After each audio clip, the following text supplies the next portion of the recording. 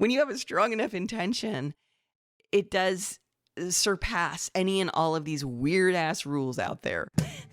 Welcome to the Soul Sourced Podcast, unconventional business advice for the highly creative, secretly sensitive, and wildly ambitious entrepreneur. I'm your host, Christine Kane. Let's do this. Welcome, friends. This is episode number 46 of the Soul Sourced Business Podcast, and I am clearly nervous today. This is the third time I've hit record because this is a big topic. I'm going to be talking about marketing rules, and in particular, 7 marketing rules that I broke, and you can too. And I have some caveats before I begin that I want to get off my chest. One is that notice that I'm saying you can too. I am not saying you should too. All right? There's no shoulds involved here. Just telling my story. All right? That's number one. The second caveat is that this is not a rant on how you don't have to do marketing.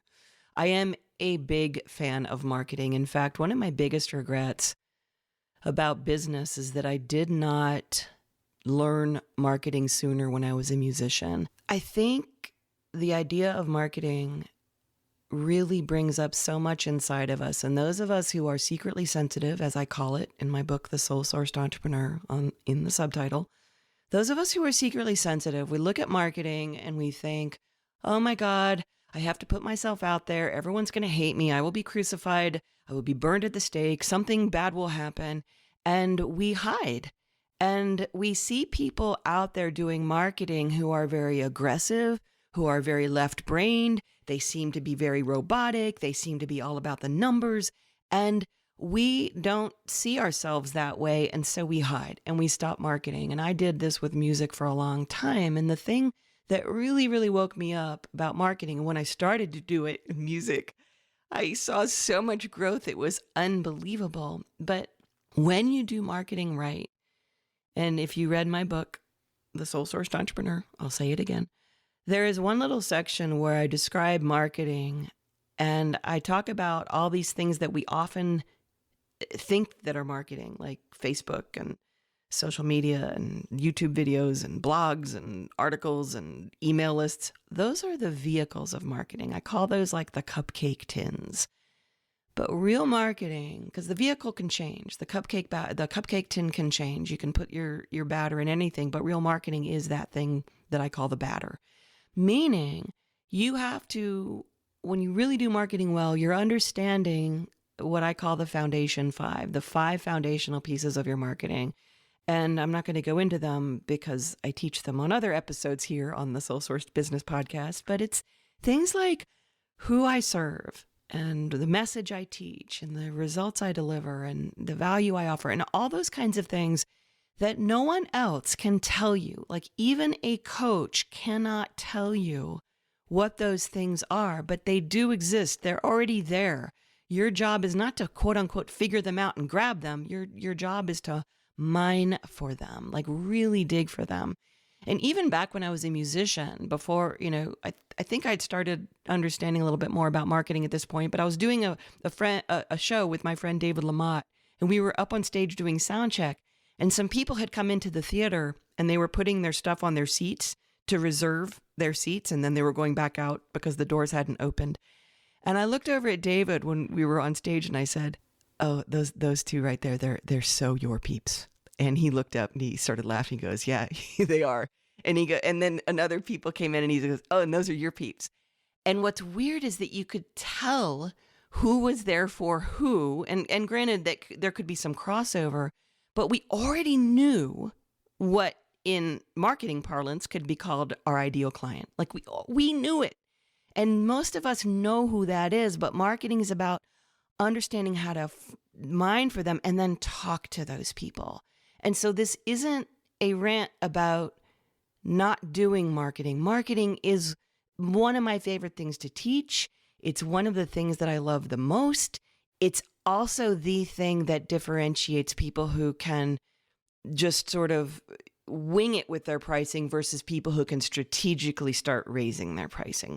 I love marketing. In fact, and I'm still on the second caveat, by the way, one of the things I see quite a bit is that there are the people who show up who will want to talk to me, or they want to like pick my brain or whatever it might be. There is this like resistance. Maybe they're in the healing field, maybe they're in the arts. I don't know what it is, but they often show up and they have these two weird dynamics going on. One is they hate marketing. They think it's manipulative, they think it's terrible.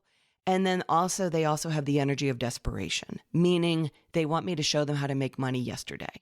And they've made a book. They've written a book, or they've made a program, and they want me to sell it really fast. But, and I will quote Peter Drucker here, the aim of marketing is to make selling superfluous, to know and understand the customer so well that the product or service fits him and sells itself. And I will add on, or fits her. But marketing is everything that you do so that you don't really have to sell. And so it's very, very important, but it takes a lot of work on your part. So again, not a rant that you don't have to do marketing, but it is to say that when some people understand that marketing really works, it goes into territories of, I don't want to like name anything as sleazy. It's just a lot of times for those of us who are really seeking to create deep, authentic businesses and operate from a place of integrity, is that we can feel off or weird or whatever. And the rules of marketing tend to be hacks. They tend to be the tactics. They tend to be the things that people say, you got to do this, you got to do that. And what I have found with a lot of the rules is that they are based in fear. And I don't want to live out of fear, and I bet you don't either. But a lot of us do it and we don't even know it. The last caveat I'm going to give you here is that I'm sharing all this, and I'm not the most successful marketer out there. I am a big fan of what I have called since I think I started talking about this in 2011, but I call it mini empires. A lot of times people talk about having an empire mentality, and I love that idea, and we teach it, meaning that you want to think like a business owner, think like an empire owner, even before you're ready for that. But I also like to place it in the context of having a mini empire, meaning your business, this isn't all about your business having to be gigantic. And it's not about having your list be huge and all those little vanity numbers we like to spout out. So with that said, I'm not the most successful marketer. The numbers of our podcast are not the most successful podcast out there. I want you to understand that part before I go into it. However, I have created, 2 successful businesses from nothing. And these are some of the rules I've been told. I have worked with a ton of coaches. I've worked with a ton of strategists. I've spent, I think, well over $1 million at this point on education, marketing, working with different coaches and all of that kind of stuff. And I've had a lot of people say, you can't do it that way, or you have to do it this way, or try this instead. And I haven't, or I've tried it and I've quickly run the other way. And so this is where all of this comes from. And I'm going to give you some context with some of this, and I'm going to let you make the choice from there. Okay. So the first rule I'm going to dive into is a list building rule, because the big thing that people like to say is that the money is in the list. And what I would say is that the money is not really in the list, that the money is in your relationship with the list. And the rule that's here about list building and making big lists is that you have to do joint ventures and affiliates in order to grow your list. Like, that's the big way where the big numbers are. And so what that means is that you send emails for someone during their launch, they send emails for your launch, your list grows, their list grows, and everybody's happy and everybody makes money. And I explored that a little bit. I did it a little bit. I found that a lot of people, when I was at events and conferences, there was a lot of bad juju behind the scenes of this, because not everyone did the return email as well as, that person did it. Like, there was a lot of just bad, awful feelings behind a lot of those relationships. Not always, but I saw that quite a bit.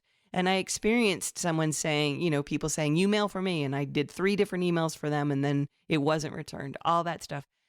It's not to say anybody is bad or wrong or whatever. It's just once I saw this whole like, what can I get from you? What can you get from me? And I started looking at, everyone starts looking at what your list can do for me, what my list can do for you. That I don't love in general, especially if I'm not 100% behind what that person is doing. Like if I don't really love but I have to mail because they mailed for me. I just didn't like it. I'd rather be able to pick and choose and select who I am buddies with. I would rather like someone because I like them, not because they have a bigger list than me. I just don't, I don't like that.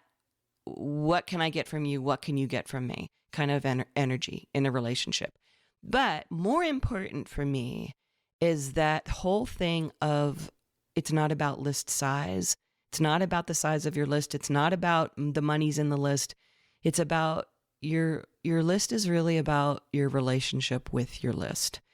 And what that means is being consistent with your list, communicating with your list well. And some of you have noticed that I have sent out emails about certain things. Like I did a podcast and I made it all about John David Mann's free ebook. He did not tell me to do that. In fact, he wrote me an email and said, "Oh my God, my list grew like 300% this week." And I have no idea if it was just because of my podcast or other people, but he sent me this beautiful email thanking me for doing that. He had no idea I had done it. But I do that when I like something and when I think it's going to provide value for my peeps. And I don't ask for any return. I've just really realized that I operate better when I am able to operate from integrity. And so when I send out an email, it's because it's something I think you'll like or someone my list will like. We don't use the word blast, email blasts on my team. I don't like looking at people as lists. I look at them as humans and I try to relate as humans. And so I just don't do JVs and affiliates. That's not how I've built my list. And it's not been a very successful thing for me. Although I do know people who it's been their jam, like that's been their thing, and that's completely fine. But you don't have to do it if you don't want to. You can still have a successful business. The second rule is one that I've heard several internet marketers say over and over again, and it is the rule of being ubiquitous. And what that means is that you need to be on every social media channel. And I completely do not agree. And like, be everywhere, be out there, be ubiquitous, and if you have the money and you have the team and you can make that part of your strategy, fine. But I will say the bulk of my clients here at UpLevel are solo business owners. Some of them have teams of contractors, but very few of them have enough people to make the ubiquity thing happen. What I find is the truth about ideal clients is that your ideal clients are typically on no more than one or two channels. And for example, if you are a B2B business, then most likely you're going to do best on LinkedIn. Focus your energy on that and don't worry about Insta and Twitter and everything else. Do one thing well is where I would roll with it. And what we do here at UpLevel is I don't do Twitter. I'm not a Twitter person. I don't do a lot on, let's see, what else? what else haven't I done a lot on? I didn't jump right into Snapchat, even though, Gary Vee wanted everybody to do that. I'm really selective about where I'm going to be, what I'm going to post. And even with Instagram, a very dear friend of mine is a super successful entrepreneur, and she walked me through her Instagram strategy. And I was with Kinsey, who's on my team, who does social media strategy with me. And I just said, you know what? We're going to just grow this thing organically. We're going to grow it slowly, and we're going to grow it in a way that I feel comfortable, even though the person that was sharing all this stuff with me had some great tactics and some great stuff that grew her numbers really, really fast. But it just wasn't my thing. And so, and we were sort of testing to see, are people on Instagram? The other thing about being ubiquitous on social media is you have to understand the algorithms and how they all change. And I just don't know if you have that kind of time. And I don't know that social media is going to be where your best marketing is done. I do think it's important, but I think you have to be very, very clear about where your peeps are and what exactly you're going to be sharing. I don't think you need to pound them all the time. I don't think you need to be an Instagram star. And, it depends on your business, but I don't think you need to be ubiquitous. And that's a key thing, especially if you're a solo business owner and you're just getting started getting clients. Your best bet is to start getting really good at referrals and offline marketing to start getting clients. I always say that to people. But that's something I have not done, is I have not become ubiquitous on social media. I have no interest in being like an Instagram star. That's just not my jam. But if it's yours, that's great.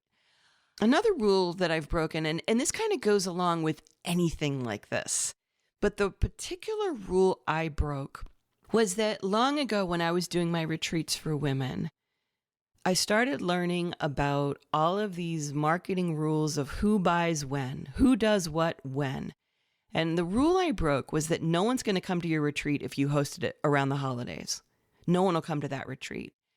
And I've learned how to coach people through this mindset because I hear it all the time. No one will do this thing during this time. No one's going to come if they have this. Like there's these weird mindsets that we have that always are like, no one is going to do this. And like I said, a lot of marketing rules are fear-based. And I always say that intention trumps everything. And I don't like using the word Trump anymore, but intention, when you have a strong enough intention, it does surpass any and all of these weird ass rules out there. And so what I will tell you about my retreat that I hosted it was in between Christmas and New Year's. I hosted a retreat, one of my women's retreats back in 2000s when I was still a musician and doing these retreats.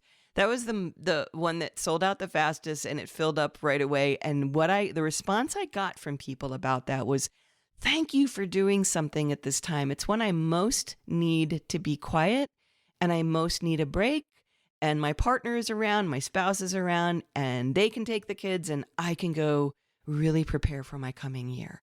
And so that's the kind of rule that you can break. There's no rule that says this is not going to work now. Like you can pretty much do anything. And, of course, I'm not saying to like book your retreat on Christmas Day. I'm just saying that you don't have to look at those rules as hard and fast. You can really play with them and ask deeper questions about them. I just coached someone on this as well who had a rule about how you can't do an online thing at this time. And I coached her on it and it ended up hitting it out of the park. And she wrote and said, thank you so much for that because I was so deep in that rule and it was so not true. So the fourth rule is this rule that says that you have to get the conversion in the first 30 days. And sometimes I've heard it be 60 days of someone getting on your list. And this is the kind of thing, I'm using this as a specific, but it's the kind of thing that marketers like to say of like, well, data shows that everyone who doesn't buy in the first 30 days becomes a dead person on your list or whatever they want to say. And you want to get the conversion in the first 30 days. And what happens when we hear people say things like this is that it amps up our own fear. And like I said, a lot of the marketing rules are very fear-based. And what they basically say is you can't trust people. And so therefore you have to club them to death and grab their credit card and take it from them because they're so stupid and they're so lame that your marketing has to hook them and grab them. And what I have found is that when you operate from that way, you get that energy in your world. You get hypey, frightened people because you have done hypey, fear-based, frightened marketing, fear-based marketing, whatever it might be. And the way we've broken the rule here is that what's so funny is how many people say to me when they get into M Club or they sign up for CK On Call or whatever is, I've been watching you for 5 years. I've been on your list for 10 years. Some people are like, I used to be a fan of your music and I just watched when you shifted to Up Level. I've been reading your emails and I just started a business and you were the one I wanted to work with. What is stunning to me is that if you speak to someone consistently and if you stay in relationship with them, if they are the right person for you, they will come back around. You do not need to hit them over the head and drag them back to the cave. And you do not need to convert them or worry about converting them. Now, it's not to say you can't, but I don't like the rule that says if you don't get the conversion in the first 30 days, they are going to just go away, because that just makes you hypey and freaked out inside, and it makes your business unfun. And that's not a good thing. Now, the trick here, though, is that a lot of a lot of us entrepreneurs are what's known as a quick start by Kathy Kolbe and the Kolbe A Index. And we have a hard time with this thing called consistency, and we have a hard time staying in touch. And so you have to, if you get people on the list, you do need to be the one who stays in touch with them and has a newsletter or has some way that they can continue to stay in relationship with you. Okay. But that doesn't mean to say that you won't have a successful business if you aren't getting the conversion in 30 days. And I don't even like the idea of conversions, like calling, I don't even like some of the marketing terms because it makes us so less human. But it's a term that works because you have to be able to talk to your marketing strategists and tell them those things. But it is true. It's when somebody opts in, when somebody purchases. It is called a conversion. And you want to make the ask, by the way. You don't want to just like, oh, I just keep providing value. I keep providing value. You want to eventually have that ask. So when people become clients of mine in M Club, for instance, there is a point in December when I open the doors and I say, hey, I'm opening the doors now. And that's when they sign up. But I don't just sort of hope that they figure that out. We do want to make an offer, but it doesn't have to be in the first 30 days. With that said, the next rule is about getting people. It's that same sort of thing. And it's that whole idea of pop-ups on your website and doing pop-ups. And the law I've heard is that people use pop-ups because they work. People sign up. And if you don't know what a pop-up is, it's that kind of, it's when you're on somebody's website and after 30 seconds or sometimes within the first 3 seconds, it comes up and it says, hey, do you want to make more money and get more successful? Get my 5 rules of success. And in order to get out of the pop-up, you have to click a button that says, no, I don't want to be successful and I'm an asshole to boot. It's just the most annoying, horrible thing. And you have that feeling like you just got a chain letter and should I send it on? And am I going to click this thing that says I don't want to be successful? Just all of that. I can't stand it. And I get that it does work. But again, if we go back to the rule of your list, is that it's about your relationship with your list. Typically, I haven't found it because I don't use pop-ups. I never have. What I've discovered with my own list is that it's about the relationship with the list, not about the number of the list. In fact, we scrub our list. I was just on the phone with my mom. We do a family Zoom every Sunday. And my sister was telling me about my last podcast. And she said, oh, it's interesting. I was at a cocktail party and they were talking about that article from the New York Times about languishing, which is what my last podcast was about. And my mom said, I don't get your emails about your podcast. How come? And I said, well, you probably haven't opened the emails in a long time and we scrub the list. And part of that, it's heartbreaking from an ego perspective when your list gets, it used to be really big and puffy and you had a big number and now it's not. But it makes for stronger conversions and open rates. So since we started cleaning the list, by the way, we went from having like 8 and 9% open rates on my list. And now we're up at 20 to 24% open rate, which is what I wanted. It's where I was at when I was a musician.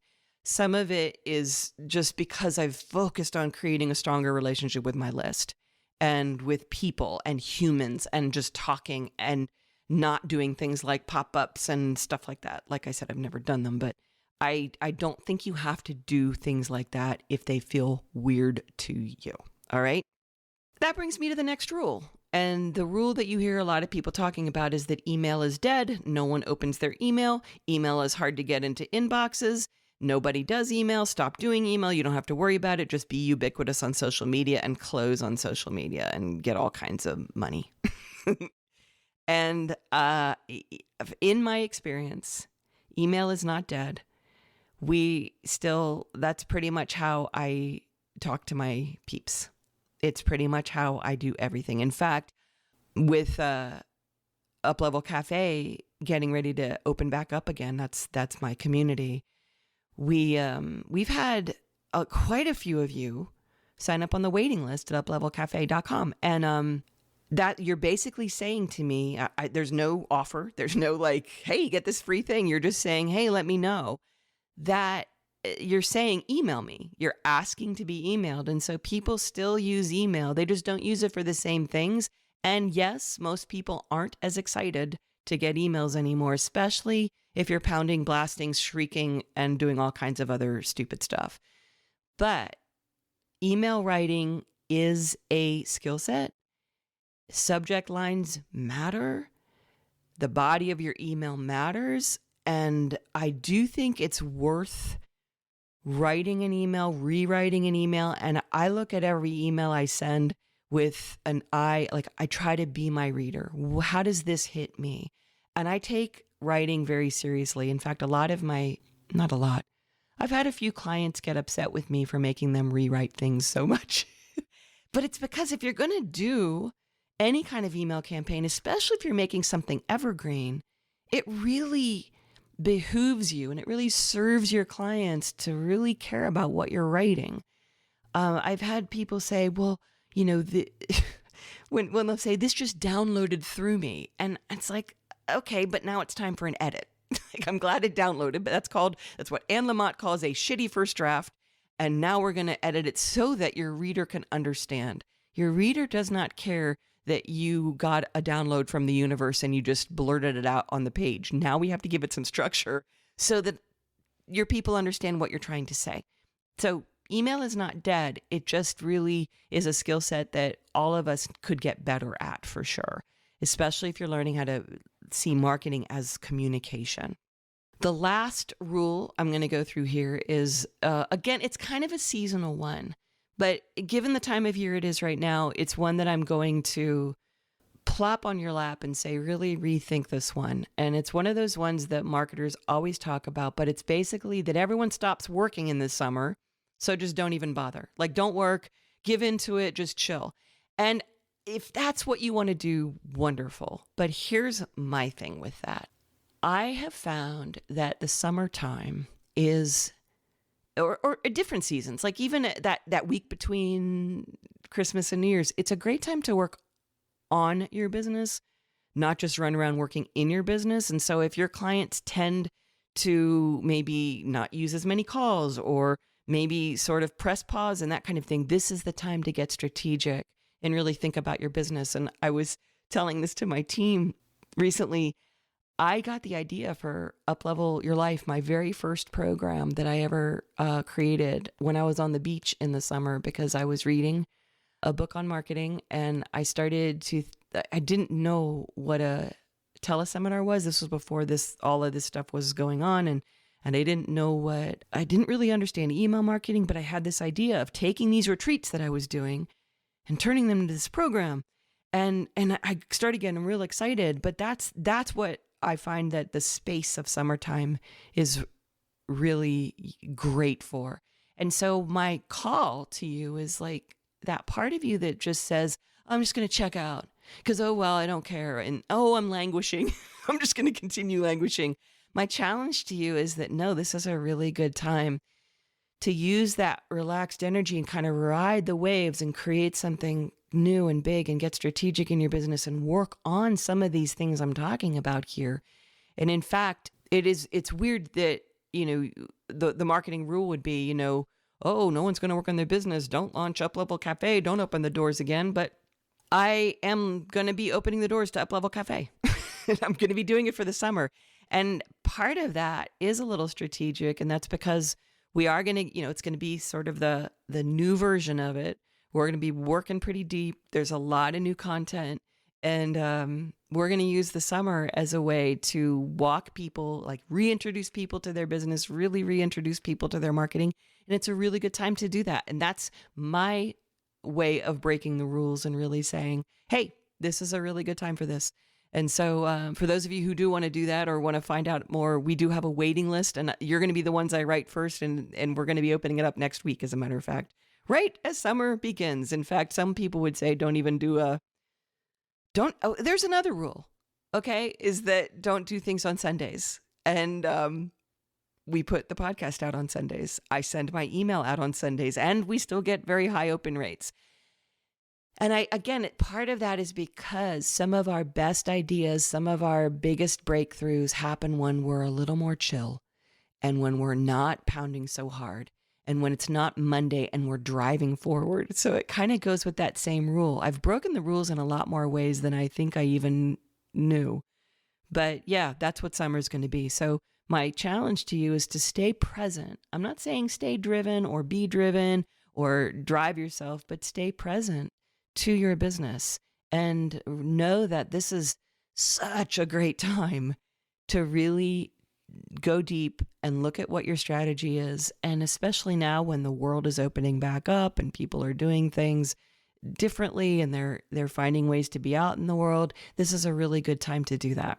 In fact, we have a retreat, our virtual retreat in M Club is coming up in June, and we're going to be diving deep into business. And it's so funny. It's so easy to sort of be in that mindset of checking out, but you don't got to do that. And you shouldn't do that. No, I don't like to say should. You don't have to do that. And it's a really great time to do this and work on your business. And all I'm going to do is close with, hey, it's Sunday. It's the podcast is out. I thank you so much for listening and for sending me emails. I had somebody say, I just love your podcast. It's like just turning it on and listening to you and having a great conversation with you. And so I love that. I am really grateful you're here. Thanks for doing things in a very unconventional way with me and breaking the rules with me. And let me know little ways that you've broken the rules as well, because all that information, all those insights really truly help each and every one of us here in the Uplevel world. Thanks, y'all. And I will see you next week. This is the one thing